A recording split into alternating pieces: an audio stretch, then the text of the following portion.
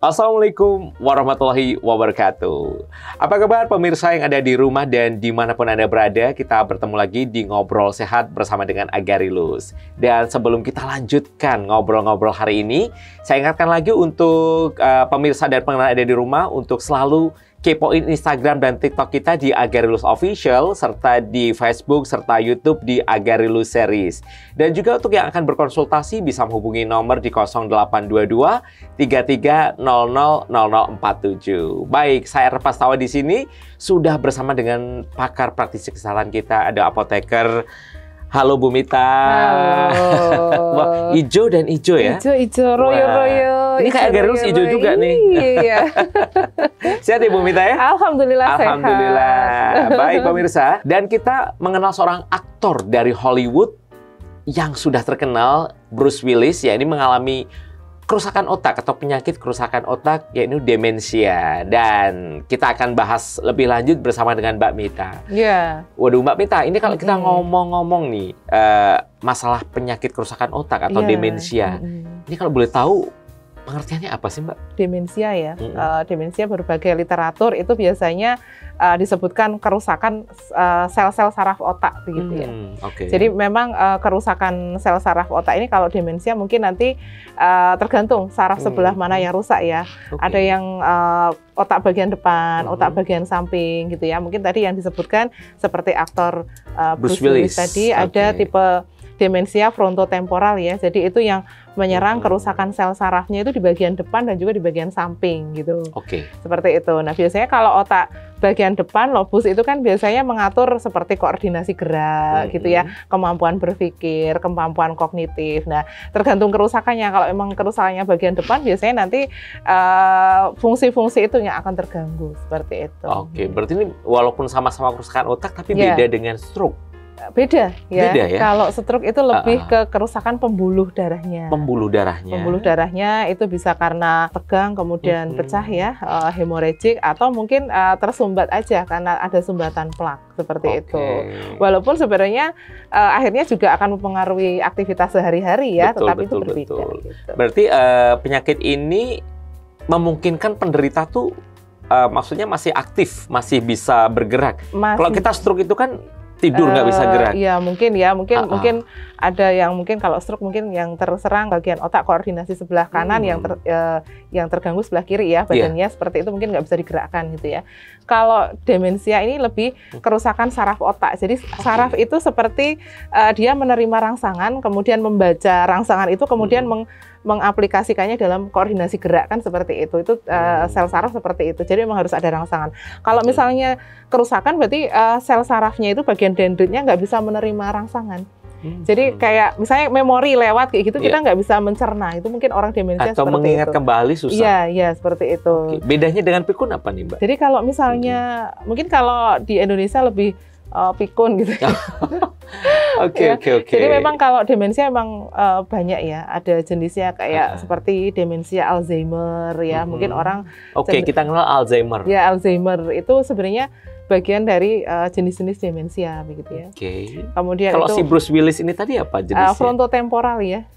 Ya, atau kalau bahasanya FTD, frontotemporal demensia. Begitu. Kita boleh urutkan nih dari beberapa demensia yang paling level rendah dulu apa? Jadi bukan level rendah, cuma jenis-jenisnya dan juga mungkin secara epidemiologi itu paling banyak menyerang yang mana gitu ya. Kalau yang paling banyak sebenarnya yang Alzheimer tadi. Atau orang sebut pikun ya, seperti itu. Jadi kalau Alzheimer itu lebih pada yang diserang adalah bagian kognitifnya, bagian memorinya. Begitu. Jadi memori. Jadi mungkin gini, mungkin kalau orang yang terkena Alzheimer itu mungkin tanda khasnya adalah dia tidak bisa mencerna rangsangan informasi yang masuk. Ya, jadi kan kalau ada informasi masuk kita mencerna, kemudian mengingat gitu ya. Suatu saat di-recall kita ingat lagi gitu ya. Kalau orang Alzheimer nggak bisa. Untuk waktu yang dekat-dekat seperti itu, memori yang pendek nggak bisa. Gitu. Walaupun pendek ya. Misalkan gini, ini terjadi juga loh. Sama mungkin almarhum nenek saya dulu udah makan, dikasih makan kan jatah makan siang misalkan. Itu jam 12. Nah, itu jam setengah 1 Aku udah dikasih makan Lah belum ya? Itu memori yang pendek yang barusan kan, barusan saja itu memori pendek gitu ya. Harusnya kan dia mengingat, oh tadi aku udah dikasih makan, seperti itu. Itu kan memorinya mengingat tadi udah makan, kemudian oh ya sudah aku udah makan gitu ya. Cuma kalau misalnya yang terkena Alzheimer itu sesuatu yang terjadi di akhir-akhir ini dia tidak bisa mengingat sama sekali. Mungkin ya tadi betul belum makan, padahal makan. Ya terus kemudian tadi kayaknya udah mandi apa belum ya? Mandi lagi, mandi lagi seperti itu. Itu yang umum dialami biasanya demensianya Alzheimer. Kalau ada lagi demensia vaskuler ya. Demensia vaskuler ini lebih pada kerusakan sel saraf otak karena ada penyakit-penyakit resiko bawaan kronis gitu ya, resiko penyakit kronis seperti diabetes, hipertensi gitu ya. Kemudian ada hiperkolesterolemia, itu juga akhirnya memperberat kerusakan saraf seperti itu. Waduh. Oke. Berarti kalau kita pelupa, nah biasa kan anak muda kayak saya tuh kayak saya ya. Masih muda ya? Masih muda, 17 tahun. Lebihnya? Oke, Mbak Vita, ini kemungkinan nih ya, kita ngomong kemungkinan, bisa nggak sih anak-anak usia produktif lah ya kita bilang, terkena itu gitu? Ya, kalau Alzheimer biasanya memang menyerang pada lansia ya, di atas 65 ya. Kalau di Indonesia yang disebut lansia itu di atas 65 tahun. Di atas 65 itu. Ya. Nah, tapi ada juga sih yang sudah terkena di usia-usia mulai 40. Sudah bisa dikatakan terkena? Iya. Duh, ini bahaya banget tuh Mbak ya. Iya, mungkin baru gejala awal yang mungkin juga orang tidak menyadari ya. Karena dia bersifat progresif, bisa kelama-kelamaan juga akan parah seperti itu. Kalau dibiarkan? Iya, dibiarkan akan semakin parah seperti itu. Oke Mbak, ini ada juga nih kasus yang umurnya masih muda tapi pelupa. Itu beda lagi ya? Beda lagi. Pelupa dengan ini beda ya? Iya, beda. Kalau misalnya memang demensia, memang dia terdiagnosa demensia, biasanya ada penegakan diagnosa yang khusus ya, kayak misalnya kayak dicek terkait dengan kemampuan fungsi otaknya seperti apa gitu ya, kemudian harus di CT scan dan sebagainya seperti itu. Tapi kalau hanya pelupa ya, itu mungkin karena banyak faktor ya. Misalnya kita kurang istirahat ya kan, kurang fokus juga, kemudian pada saat itu mungkin kita sedang asupan nutrisinya juga lagi kurang gitu ya. Itu juga bisa mempengaruhi ya. Mempengaruhi juga ya. Tapi kan itu biasanya hanya bersifat tidak terus-menerus ya, mungkin hanya sesekali waktu saja. Nah, kalau demensia ini kan terus-menerus dan tandanya demensia itu semakin ke sana semakin buruk kondisinya seperti itu. Tadi dikatakan bahwa demensia itu bisa menyerang di usia sudah 65 atau 60 tahun ke atas ya. Dan kita mengaitkan aktor Bruce Willis ini sudah aktor kawakan ya. Mungkin secara umur juga sudah logis juga sih ya. Betul. Maksudnya menderita penyakit ini gitu. Mbak, ini sampai ya kita ngomong di tingkatan bahayanya nih. Ngomong-ngomong paling bahayanya nih apa nih? Demensia ya. Misalnya seperti Alzheimer aja ya. Dia sudah kehilangan seperti kemampuan kognitif dan juga memori gitu ya. Mungkin kalau menyebabkan kematian mungkin ya itu efek terburuknya ya. Tetapi kan kalau misalnya seperti itu yang terdampak juga orang-orang di sekitarnya. Kebayang nggak kalau misalnya ada mungkin ibu kita atau bapak kita yang menderita demensia gitu ya. Mungkin betapa repotnya kita ya. Jadi memang harus ada orang-orang kayak pendampingan seperti perhatian khusus lah ya. Perhatian khusus seperti itu. Jadi memang tidak berdampak pada diri sendiri, tapi juga ke lingkungan sekitar, juga, terutama mungkin keluarga seperti itu. Nah, kita mungkin juga pernah melihat beberapa kasus yang ada di sekeliling kita nih Mbak ya. Misalkan orang tua atau siapalah yang usianya sudah sepuh atau sudah lanjut, biasanya jalan kemana nggak pulang-pulang. Itu memang salah satu tanda demensia ya. Jadi memang ada bagian otak yang kemudian mengatur koordinasi gerak ya. Bagian otak yang mengatur mungkin menyimpan memori gitu ya. Kemudian merekam memori, tergantung kerusakannya. Kalau misalnya memang ada kerusakan sel otak yang kemudian sel-sel saraf otak ya yang mengatur misalnya seperti location, echolocation. Kan ada kan otak kita yang seperti itu. Kita misalnya berangkat dari kantor lewat situ, pulang lewat situ kan kita ingat terus ya. Tapi pada orang-orang yang terkena demensia dengan mungkin otaknya yang mengatur tentang echolocation-nya itu rusak, nah itu seperti itu. Dia kayaknya mau pulang tapi kok nggak ketemu jalan. Nah, seperti itu juga termasuk demensia juga gitu ya. Tapi ada juga nih banyak cerita juga ya, entah dari teman saudara juga. Usia pensiun 60 tahun ke atas, itu kalau kita selama bekerja ada kegiatan lah istilahnya, terus kita pensiun, nggak ada kegiatan, itu katanya cepat pikun, bener nggak sih Mbak? Ya itu kalau itu kaitannya dengan rangsangan ya. Jadi kalau misalnya kita usia produktif seperti ini, sering baca gitu ya, kemudian sering sering baca buku atau mungkin secara literasinya kita banyak gitu ya, kemudian kita pensiun ya, kemudian nggak ada kegiatan, cuma istilahnya menikmati hidup lah ya, kayak gitu, terus kemudian jarang baca Quran, nggak tahu lah pokoknya kabar apa nggak tahu, itu kemudian akan menurunkan fungsi-fungsi itu. Berarti ada benernya juga ya. Jadi kalau misalnya dalam Islam itu kalau orang yang sering baca Quran, Mas, itu jarang terkena demensia. Jadi bisa dibuktikan ya. Jadi kalau misalnya mungkin sehabis sholat ya, 1 juz gitu ya, sehabis sholat, wah sehari itu bisa 5 juz, itu insya Allah terhindar dari penyakit demensia. Bener juga ya, habis pensiun harusnya ada paling nggak kegiatan, iya betul, yang kemudian masih merangsang sistem kognitif kita gitu ya. Makanya kan dulu pernah ada, emang benar ya orang ngisi teka-teki silang ya, TTS, tahu nggak TTS itu termasuk kita sampai beli bukunya ya.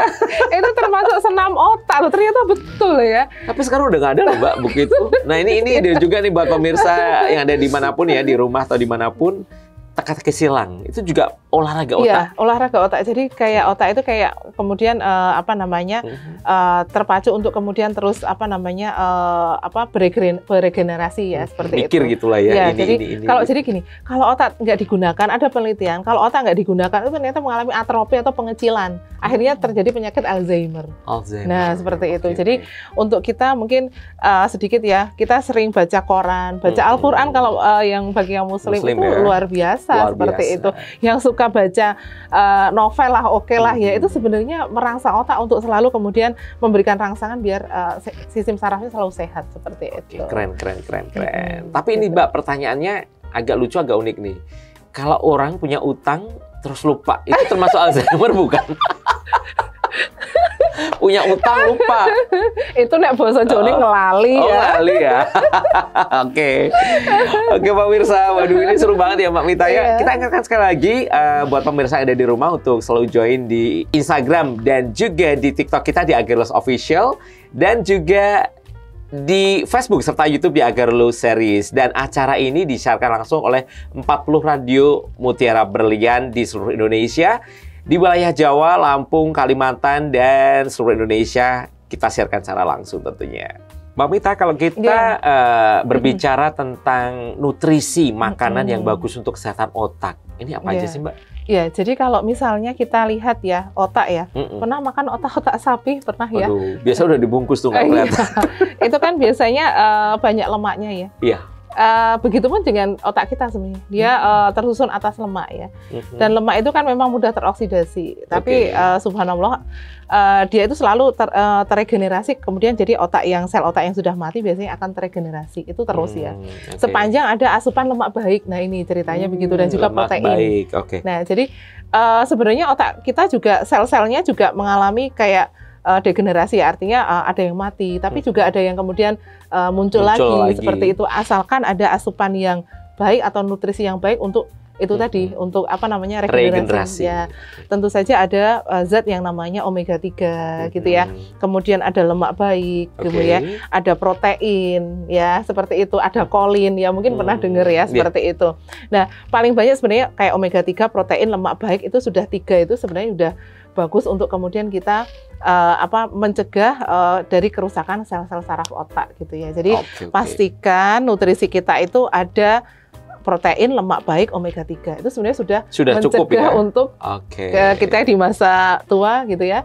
Tercegah dari demensia gitu. Nah, kalau contoh makanannya apa nih Mbak? Jenis makanannya apa? Kentang-kentang, kacang-kacang. Atau daging, telur. Iya, betul. Jadi kalau omega 3 itu lebih banyak terdapat pada produk ikan sebenarnya ya. Ikan misalnya kayak ikan sarden, ikan tuna gitu ya, ikan salmon begitu ya, atau mungkin apa namanya kalau daging ayam yang putih. Tapi kalau kandungan omega 3 yang paling bagus sebenarnya adalah di ikan salmon tadi ya. Atau kalau misalnya mungkin kalau ikan salmon mahal gitu ya. Kita pakai ikan tuna itu udah mirip loh. Udah mirip ya? Udah mirip-mirip seperti itu kan dengan omega 3-nya. Tapi ada loh produk katanya dari Agarilus yang gitu? Sudah mengandung omega. Ini yang mana nih, Mbak? Betul sekali. Ini ada squalane ya. Squalane. Nah, squalane ini mengandung omega 3, kemudian mengandung lemak baik juga, ada proteinnya juga ya.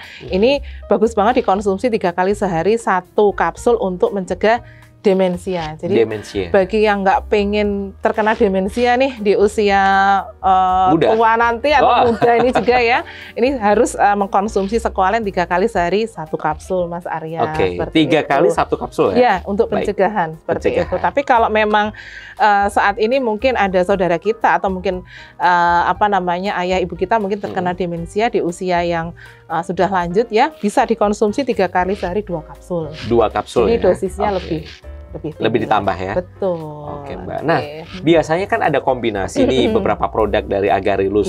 Selain squalane, bisa di-mix atau dicampur dengan apa nih, Mbak? Kita bisa kalau misalnya mau cespleng gitu ya, kita bantu dengan Agarilus Drop nih, Mas Arya. Di situ ada kandungan pegagan, kemudian ada kolagen dan juga propolis. Nah, kita ambil manfaat dari propolis dan juga kolagen dan juga apa namanya pegagan gitu ya. Jadi pegagan itu ternyata bisa meregenerasi sel-sel saraf yang rusak. Gitu ya, kandungan dari pegagan dan juga kandungan kolagen ini juga bisa membantu meregenerasi apa namanya sel-sel saraf yang kemudian rusak tadi ya. Itu bisa dibantu dengan Agarilus Drop 3 kali sehari 5 tetes untuk pencegahan gitu ya. Kalau sekarang mungkin ada yang terkena demensia bisa mengkonsumsi 3 kali sehari 10 tetes. 10 tetes ya untuk Nah, jadi dengan Agarilus Drop dan juga squalane ini bisa membantu masalah demensia ya. Jadi kalau kita kan pengen ya apa namanya nanti di usia senja kita masih produktif ya nggak sih? Pengennya masih sehat. Anak cucu ya. Ini namanya siapa. Benar. Jadi pengennya sih masih sehat, masih aktif, masih produktif, masih bermanfaat untuk orang banyak gitu ya. Iya minimal masih tahu nih cucunya ini namanya siapa, jangan-jangan nggak tahu nih kan?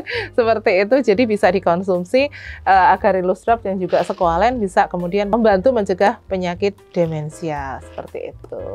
Oke, nah kita juga ada produk madu dari Agarilus. Betul. Oke, madu pala. Jadi sebenarnya Agarilus itu sudah komplit plit ya. Jadi produknya banyak dan juga memang kita formulasikan untuk apa namanya beberapa penyakit ya. Dan di sini juga madu pala ini selain madu dia dikombinasikan dengan pegagan dan buah pala gitu ya. Jadi sudah mix gitu ya. Kalau produk madu yang lainnya kan hanya madu saja ya.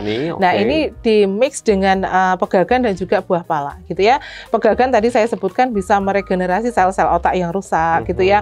Kemudian melancarkan peredaran darah ke otak seperti itu. Kemudian bisa juga dia memperbaiki sel-sel saraf yang rusak. Jadi ini bisa dikonsumsi 3 kali sehari 1 sendok makan. Cukup gitu 1 sendok ya? Iya, 1 sendok makan dan juga itu kalau untuk pencegahan. Kalau misalnya nanti untuk pengobatan 3 kali sehari 2 sendok makan. Jadi dosisnya di 2. Itu langsung ya Mbak tanpa campur air ya? Ini rasanya semriwing dari buah palanya gitu ya, seperti itu. Agak pedes dikit tapi agak seger. Pedes ya, agak segar. Dan ini biasanya kalau sudah minum ini biasanya badannya jadi segar, enak gitu ya, seperti itu. Habis ini saya beli deh. Ya, habis ini masanya coba juga ya. Oke, ini ada pertanyaan juga Mbak dari Farhan yang ada di Solo. Ini pertanyaannya, anak saya umur 7 tahun. Tapi sulit sekali untuk fokus dalam belajar dan kesulitan untuk memahami materi pelajaran. Nah, ada solusi nggak, Mbak? Ini kan kaitannya mungkin dengan konsentrasi otak. Iya, betul. Nah, ini untuk anak-anak 7 tahun. Iya, kalau anak-anak biasanya kerusakan saraf sih jarang. Kecuali kalau memang ada cedera sebelumnya. Misalnya pernah terjatuh atau mungkin mohon maaf mungkin ada gegar otak sebelumnya gitu ya. Tapi kalau nggak ada cedera seperti itu sih biasanya normal-normal aja ya. Dan juga mungkin tidak ada gangguan pada saat lahir misalnya, dan itu sebenarnya normal-normal aja. Cuma mungkin kalau anak segitu 7 tahun memang apalagi laki-laki ya. Iya. Itu main sono sini. Itu memang susah dia untuk fokus, itu susah ya. Yang penting sebenarnya dia masih bisa kemudian sebenarnya dia mungkin sudah mengingat, cuma dia nggak pengen fokus aja ya. Namanya juga masih masa-masa mungkin dia masih pengen main seperti itu ya. Tetapi sebenarnya bisa juga untuk anak-anak ini madu pala ini bagus loh Mas. Jadi untuk kemudian membantu meningkatkan aliran darah ke otak. Nah, kalau aliran darah ke otak itu lancar, berarti kan sebenarnya otak itu bekerja dengan baik. Ya, ketika ada rangsangan gitu ya, mungkin rangsangannya itu berupa informasi pelajaran dan sebagainya, itu bisa menangkap dengan baik. Nah, dan sebelum belajar, misalkan kita minum ini sebelum berangkat ke sekolah. Iya, betul. Kita akan fokus ya. Iya, seperti itu. Jadi kemudian daya ingat anak juga makin bagus juga. Nah, ini bisa dikonsumsi untuk anak-anak ya, aman 3 kali sehari 1 sendok makan gitu ya, seperti itu. Untuk anak-anak ini aman, madu pala dari Agarilus seperti itu. Nah ini juga mungkin solusi buat Bapak Ibu atau orang tua ya, yang betul. Mungkin ada kesulitan anaknya dalam berkonsentrasi. Nah, ini adalah kita kasih solusi bersama dengan Agarilus. Dan ini ada pertanyaan lagi Mbak, ini dari Palembang, dari Ningsih. Assalamualaikum. Ini sedikit bertanya tapi di luar dari tema, bisa ya Mbak ya? Boleh, silakan. Saya ada benjolan di payudara sebelah kanan, tapi tidak sakit untuk sekarang. Belum ke dokter karena takut. Waduh, kok takut ya sama dokter? Mbak Ningsih, mohon penjelasannya kapan sebaiknya saya pergi ke dokter dan sekarang produk apa yang bisa saya konsumsi? Terima kasih. Baik, jadi kalau benjolan memang ada yang nantinya tumor, ada yang kanker ya. Kalau tumor mungkin lebih jinak ya, artinya dia tidak menjadi lebih besar, tidak sakit. Kemudian kalau dipegang itu masih kayak lari-lari, itu sebenarnya masih jinak. Tapi kalau kanker itu biasanya dipegang dia terabanya agak keras. Kemudian semakin lemah semakin membesar, dan juga dipegang itu nggak jalan-jalan, jadi sudah stuck di situ. Nah itu kalau sudah seperti itu harusnya memang harus ke dokter ya, kemudian di ronsen seperti itu. Tapi kalau mau produk Agarilus kita ada Prokan ya, bisa mengkonsumsi Prokan 3 kali sehari 1 kapsul. Ya, itu untuk masalah benjolan dan sebagainya ya, bisa dikonsumsi Prokannya 3 kali sehari 1 kapsul selama 1 bulan. Biasanya nanti coba diraba ya. Sekarang misalnya segede apa kan kita hafal ya, mungkin benjolannya seperti apa. Nanti kalau minum Prokan selama 1 bulan, coba nanti diraba lagi apakah sudah mengecil atau belum, nanti bisa konsultasi lebih lanjut seperti itu. Kita kembali ke fungsi otak. Hal ini dapat diukur dengan tes IQ. Ya, tes IQ kan sebenarnya untuk mengetes aja seberapa kemudian kemampuan otak, kemudian untuk menerima informasi, kemudian kalau misalnya dirangsang seperti itu, dia bisa ingat kembali, seperti itu. Jadi itu seperti tes kecerdasan, tapi sebenarnya deteksi dari demensia tidak bisa menggunakan tes IQ tadi, tidak bisa gitu ya. Itu hanya sekedar untuk sedikit aja tes kecerdasan, tapi bukan untuk kemudian diagnosa untuk demensia gitu ya. Penegakan diagnosa demensia sangat panjang ya, mungkin dokter juga nanti yang paham. Jadi kalau memang ada tanda-tanda, misalnya yang paling tanda-tanda yang khas adalah aku tadi udah makan belum sih, itu nggak bisa ingat, itu aja gitu ya. Tapi bener, aku udah makan belum ya? Lapar lagi. Saya dingin banget. Kalau itu doyan ya. Mbak Mita, ini ada yang menyebutkan bahwa IQ rata-rata orang di Asia Tenggara itu 78. Terus apakah rata-rata di Indonesia sudah melampaui target atau sudah target belum sih? Iya, kalau misalnya banyak faktor ya.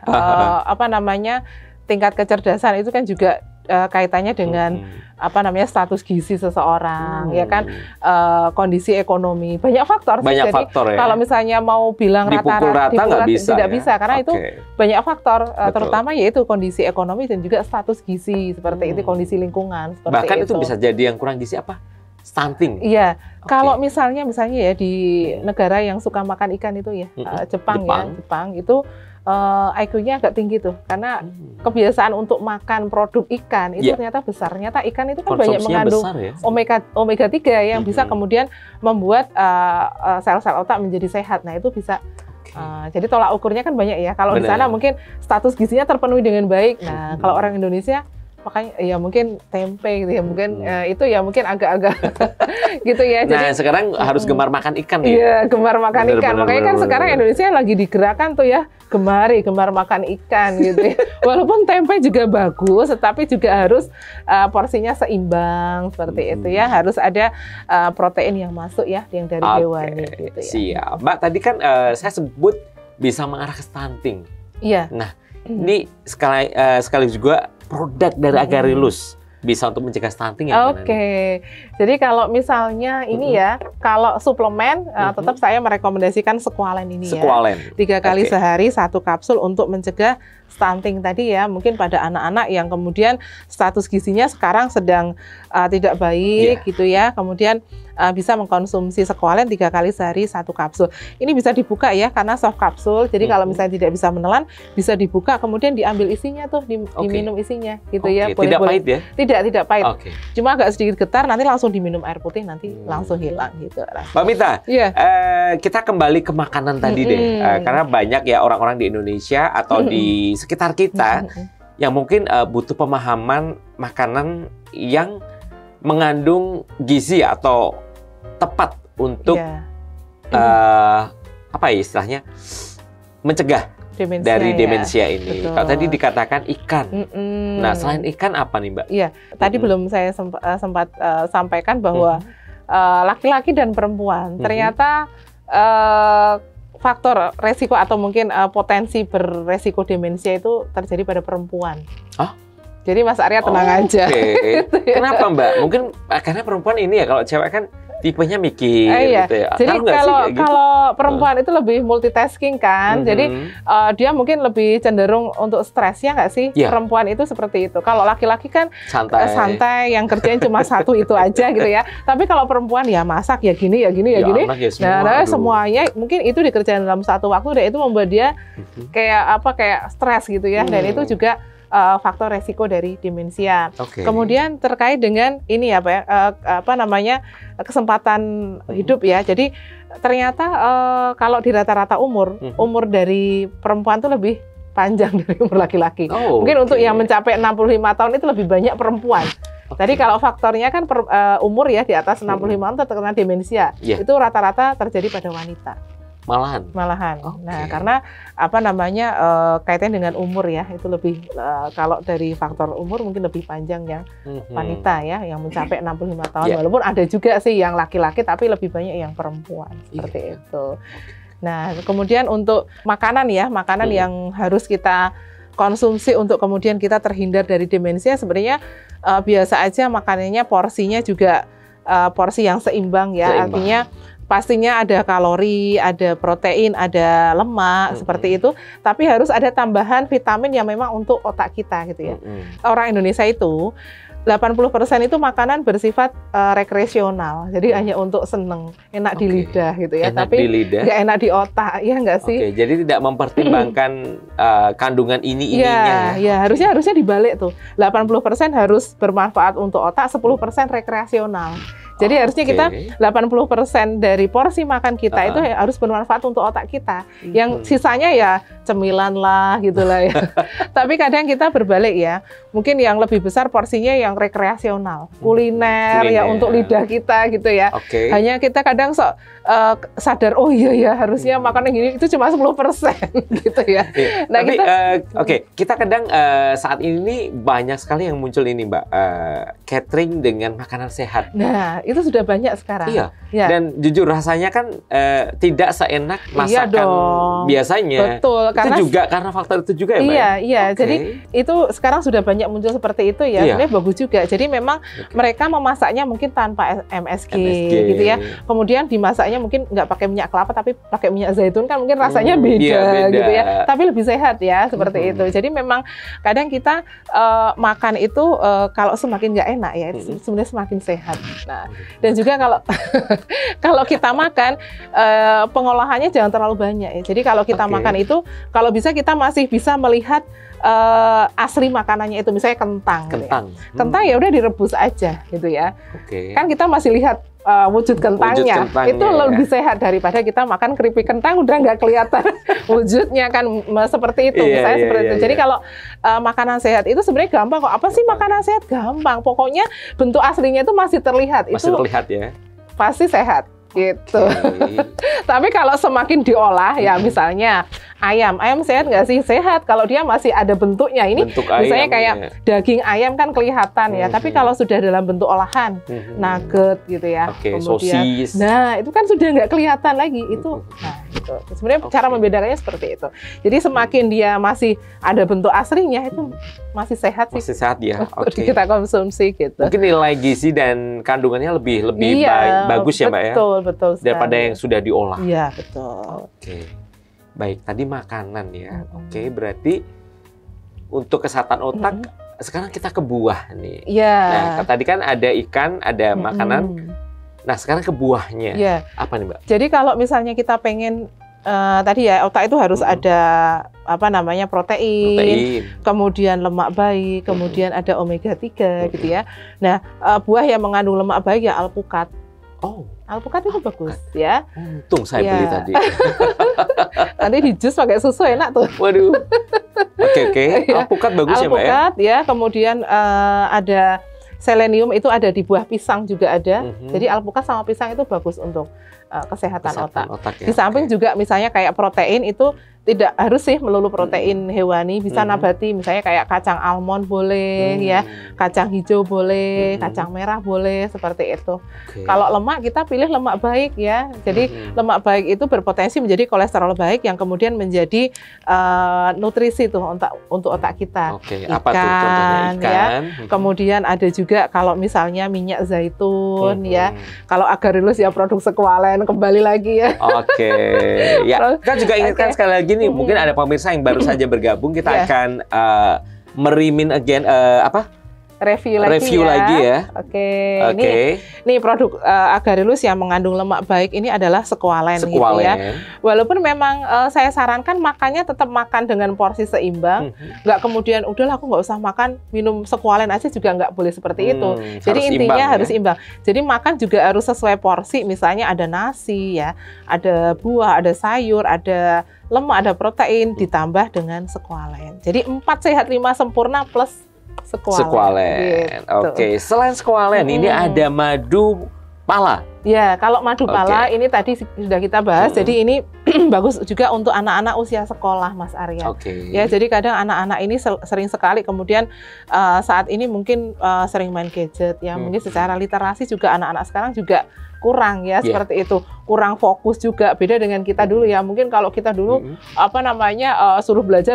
Kalau anak sekarang itu kan agak susah ya. Bener. Nah seperti itu, dan juga sekarang mungkin makanan lebih bervariasi gitu ya. Betul. Pilihnya mungkin makanan yang junk food gitu ya. Nah seperti itu. Nah bunda-bunda bisa memberikan asupan nutrisi untuk anak-anak, terutama untuk kesehatan otak anak kita, bisa mengkonsumsi madu pala 3 kali sehari, 1 sendok makan untuk kemudian menutrisi otak. Jadi memperbaiki memori gitu ya, memperkuat daya ingat. Nah, ini kalau mau musim ujian nih, udah mau ujian setengah semester nih ya.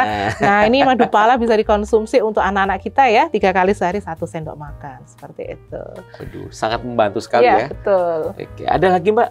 Ya, kalau misalnya mau paket komplit itu tambah agarelus drop. Makanya saya bilang tadi, agarelus itu sudah komplit, pakai banget gitu ya. Seperti itu, bisa mengkonsumsi agarelus drop. Mungkin sering tanya ke saya, Bu, agarelus drop ini aman nggak sih untuk anak-anak? Ini aman. Gitu ya, aman. Kalau anak-anak di bawah usia 12 tahun ya, itu 3 kali sehari 3 tetes aja gitu ya. Bisa dikonsumsi setiap hari Bunda ya, 3 kali sehari 3 tetes, nanti dipadukan dengan madu pala. Ini luar biasa ya untuk kesehatan otak anak kita, seperti itu ya. Ya, mungkin tadi kalau demensia itu kalau yang satu lagi yang belum kita bahas adalah demensia karena faktor ada penyakit ya, penyakit kronis ya, seperti misalnya hipertensi. Oh, bisa juga, Mbak? Bisa ya, hipertensi, kemudian gula darah, kemudian hiperkolesterolemia atau kolesterol. 3 penyakit ini yang kemudian bisa menjadi faktor resiko demensia. Jadi kayak seperti tadi ya, aktor tadi ya, kembali ke aktor tadi ya. Nah, itu Bruce apa Willis sih yang kemudian bisa menyebabkan dia pemicunya demensia? Sebenarnya banyak faktor. Sebenarnya pola hidup yang tidak sehat itu juga bisa memicu. Pola hidup yang tidak sehat akan memicu 3 penyakit tadi kan ya, jelas ya, kayak seperti diabetes, kemudian hipertensi dan juga kolesterol. Ini yang kemudian kalau sudah penyakit ini tidak tertangani dengan baik, akhirnya terjadi kerusakan otak, terjadilah demensia. Jadi sebenarnya demensia itu tidak, kalau orang Jawa bilang tidak ujuk-ujuk, itu enggak. Ada sebabnya. Ada step-stepnya yang itu memang juga, ya? Mungkin sudah berproses tahunan gitu, seperti itu. Mungkin awalnya dia hipertensi. Ya, hipertensi, kemudian nggak tertangani dengan baik, akhirnya apa? Aliran darah ke otaknya menjadi rusak. Kalau aliran darah ke otaknya rusak, berarti sel-sel sarafnya rusak, terjadilah demensia. Seperti itu. Nah, jadi memang harus jaga kesehatan ya. Ya. Jadi mulai dengan pola hidup sehat ini yang membuat kita bisa terhindar dari demensia. Gitu. Oke, ya kita juga akan buat pemirsa yang ada di rumah dan dimanapun Anda berada untuk bisa konsultasi di nomor telepon 0822 3300 0047. Kita akan membalas curhatan Anda. Jadi mungkin di rumah ya, aduh ini kok saya punya gejala ini. Nah, ini juga segala tema kita tampung ya, Pak ya? Iya, sepanjang masih tema kesehatan. Kesehatan pastinya dong. Oke, Mbak, kalau tadi kita sedikit flashback ke belakang, tadi usia muda pun juga bisa terkena penyakit demensia ini. Betul. Ya, yang saya sebutkan tadi. Jadi misalnya dia memang di usia muda itu tidak bisa menjaga asupan makanan yang baik, kemudian juga pola hidupnya tidak sehat. Nah, ini terjadi kerusakan tadi yang saya bilang. Karena hipertensi tadi, diabetes juga sekarang nggak menunggu tua, ya kan? Anak-anak pun juga udah ada. Kemudian ya? Kolesterol apalagi. Nah, itu kalau misalnya tidak termanage dengan baik, akhirnya terjadi kerusakan sel-sel otak tadi. Dan tidak memandang umur ya? Iya, tidak memandang umur. Jadi misalnya memang semakin kita bisa menjaga pola hidup dengan baik, bisa memilih nutrisi yang baik untuk otak, sebenarnya kita terhindar dari 3 penyakit itu yang menjadi faktor resiko, otomatis kita tidak terkena demensia, seperti itu. Gitu berarti kita memang harus benar-benar menjaga kesehatan otak. Salah satunya tadi dengan TTS. Bisa, itu rangsangan ya, itu rangsangan juga ya. Stimulan juga ya? Stimulan. Tapi ada juga Mbak, gerakan tangan yang gini, terus ini itu bener nggak sih? Ya, itu hanya untuk mengetahui apakah otak kanan kita sama otak kiri kita seimbang.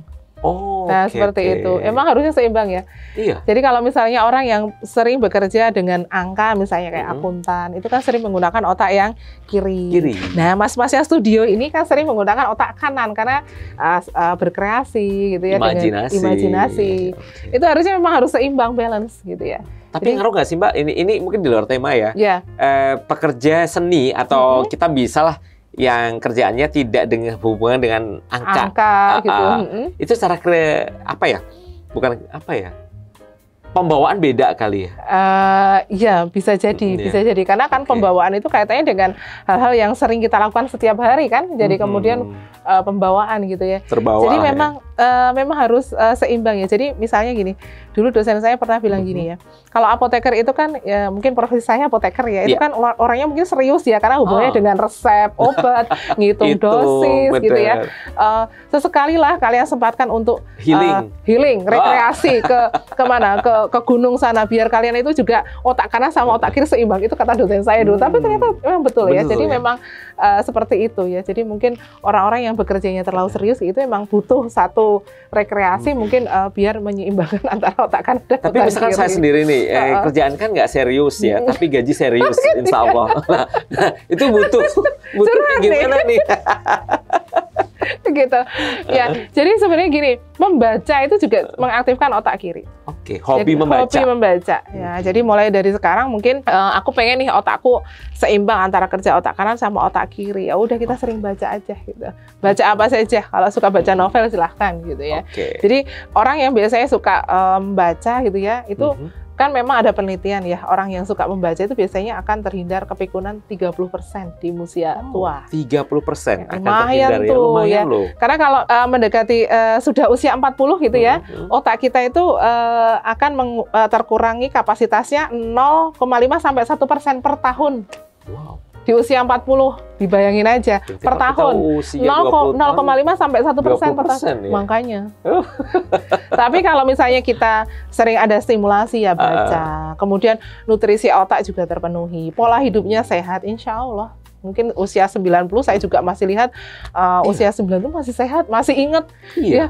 Ya, masih lihat duit masih tahu juga 100.000 ini gitu. Seperti itu juga jangan masih 90 ada. tahun Mbak, Iya. baru lahir ceprot udah tahu Udah loh. tahu ya. Kita ngobrolin demensia dengan stroke. Tadi di Iya. awal sudah kita bahas ya Betul, Mbak ya. betul. Ini beda, di garis bawah itu beda ya. Beda. Oke, tapi setidaknya ada bukan kemiripan ya. Penyebab kesamaannya apa sih Mbak? Kalau kesamaannya pasti terganggu aktivitas sehari-hari ya. Demensia itu mungkin dia masih koordinasi geraknya mungkin masih ya, masih bisa makan, mungkin ada yang seperti itu, tapi mungkin lupa udah makan atau belum gitu ya. Tapi ada juga penyakit demensia yang kemudian mempengaruhi koordinasi gerak gitu ya. Mungkin makannya itu nggak dimasukin ke mulut malah kemana itu, ada nggak seperti itu? Ada seperti itu, seperti itu. Kemudian tadi echolocation, aku jalan dari kantor biasanya juga seperti itu, tapi kemudian ada orang yang terkena demensia nggak bisa pulang gitu ya karena bingung ya? Seperti itu. Tapi kalau stroke itu lebih pada kerusakan di pembuluh darah otak. Jadi pembuluh darah yang harusnya lewat darah di situ, lewat oksigen, suplai oksigen di situ dia rusak. Akhirnya otaknya mengalami kerusakan. Nah, kemudian otak yang mengalami kerusakan mengatur koordinasi tubuh bagian mana itu yang terkena.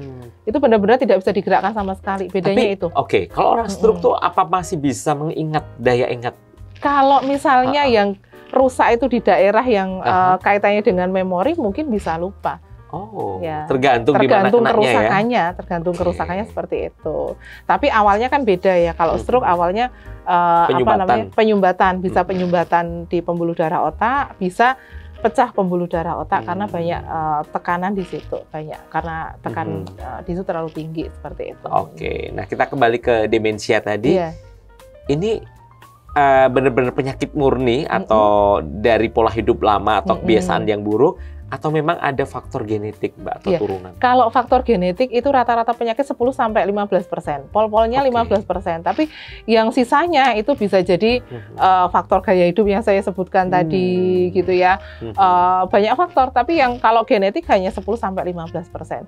Bisa jadi kakeknya mungkin demensia, cucu-cucunya sehat semuanya juga ada juga seperti itu karena cuma membawa 10-15%. Bahkan ada literatur yang menyebutkan enggak kok demensia enggak keturunan, ini murni dari faktor dari luar seperti dari itu luar. Juga ada seperti itu. Karena tadi ya seperti demensia vaskuler itu kan tadi penyebabnya ada diabetes, ada hipertensi dan juga hiperkolesterolemia atau kolesterol tinggi. Nah, ini yang pemicunya kan itu. Nah, kalau ditarik ke belakang, apa sih yang menyebabkan itu kan pola hidup. Nah, kembali lagi ya. Nah, seperti itu. Nah, ini pesan-pesan untuk anak-anak muda nih, karena depan kita nih banyak anak muda.